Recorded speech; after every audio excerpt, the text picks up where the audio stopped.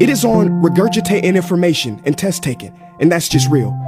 But in today's world, creativity is the most important leadership skill. Oh, that's how you feel. You don't have to believe me, but maybe you will believe the 1,500 executives who recently said creativity is the most important leadership skill.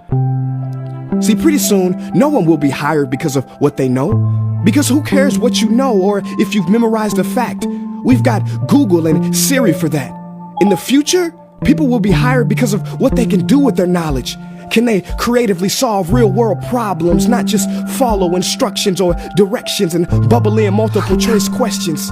So, Mom, that's why I'm stressed, because these robotic tasks we learn in school should stop. Because no one can do a robot's job better than a robot. Billionaire founder of Alibaba, Jack Ma, said that we should not compete with artificial intelligence, but instead focus on developing unique human intelligence. Mr. Johnson, drills are for teeth, not the human mind. So these repetitive knowledge-based tasks we must leave behind. Or in the future, you're gonna find a lot of people graduating out of your class right into the unemployment line. See, many top companies today don't look at grades. Mom, that old way is expiring. Google has been quoted as saying GPAs are worthless criteria for hiring. Founder of Tesla, Elon Musk, agrees. So I say this with unease and sorrow. If you continue to teach today as you taught yesterday, then you rob us students of tomorrow. Mr. Johnson, I'm gonna keep it real with you. Sometimes sitting in your class is tough. I'm constantly thinking, if I don't look up at the clock, maybe it'll speed up.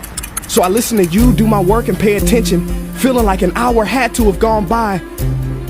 But it was only 3 minutes. So if you wonder why we're bored in class, look, you want to get a kid to hate reading? Give them this, a school textbook. And some people think it's our fault, and that hurts me. They say you can lead a horse to water, but you can't make him drink. And to that I say no. Firstly, you can put salt in that horse's hay and make him thirsty. And if you bring joy in your classroom, you can make any bad student nerdy. As he or she discovers the beauty of truly learning. Mr. Johnson, I mean no disrespect. You have the most important job on this planet. You build, create, and save lives.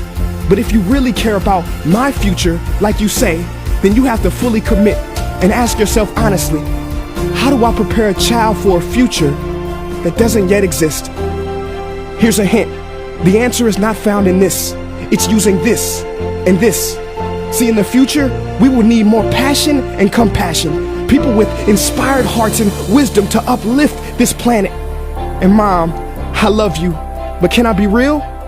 Go ahead. You want to know one of the biggest factors for childhood success? It's not IQ. It's family meals. And we haven't had one of those in a while. See, I know sometimes you don't feel proud, because I may not be a straight A student, but I'm not stupid. These tests may be 70% of my grade, but they're 0% of my future. But don't worry, I'll pass this class and get through this. But I need you to give me the space I need to be me and live true. Because the best feeling in the world is that your own parents get you. There's a passage in a book called The Prophet by Khalil Gibran. And if you don't mind, I'd love to share it with you. Go ahead. See, he says, your children are not your children. They are the sons and daughters of life longing for itself. They come through you, but not from you. And though they are with you, they do not belong to you. You may give them your love, but not your thoughts, for they have their own thoughts. You may house their bodies, but not their souls, for their souls dwell in the house of tomorrow. So, Mom, I'd appreciate it if you give me the love that I need to pursue my dreams. See, if we are to succeed, all three of us need behavior change on all fronts. We talk about the future, but the future is now, and it is created now by all of us. I've never heard you speak like that before. Yeah, I didn't know. But I'm going to reach out to administration and try to change some things.